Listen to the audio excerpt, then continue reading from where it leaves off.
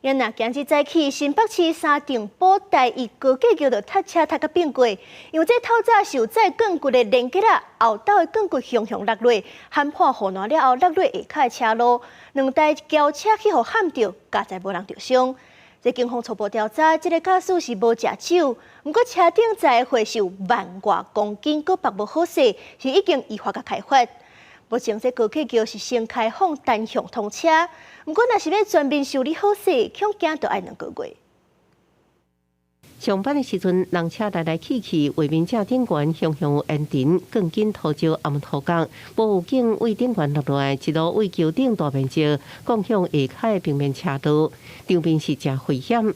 忠孝桥整个砸了，高架桥护栏大范围挡断，钢筋结构外露，桥骹两个车是密密麻麻，掉水就是车顶这连接车。伊弄着迄个嘛，啊，光着落来啊！要弄迄个，然后会白个个咧，你甲我插个啦。这重大交通事故伫20透早伫6点，这34岁姓洪连接车驾驶载运大型钢牛要去大埔双子岭工地，驶到第一高架，钢牛向落去，佫冲破护栏，落在下骹的路面。现场是一片的混乱，中孝桥三重埔往大埔方向全线封起来。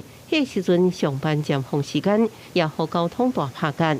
伫车袂顶袂当情形之下，也有人塞车，直接伫桥顶袂扎断。本案将依《道路交通管理处罚条例》第29条之2及30条规定举发外，肇事驾驶也将依刑法公共危险罪移送。警方调查肇事驾驶无酒后驶车，暗过超载运送钢牛总重量超标1万多公斤，也无照规定绑好，敢若是红单就连食2张。即马警方依照公共危险罪嫌将人移送警办。桥面板受损，还有一些附属结构受损哦。那主要的结构目前看起来是没有受到损失哦。那目前我们初估大概整个修复的时间是2个月。我们一定会追究造成重大公安事件业者的责任。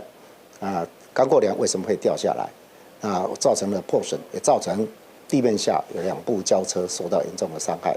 涉案的驾驶无出这大祸，护桥受损严重。新北市长侯友宜强调追究业者责任，不过新北甲目标表示，目前已经开放高架多线通行，要全面开放，并估修复期要用2个月。记者综合报道。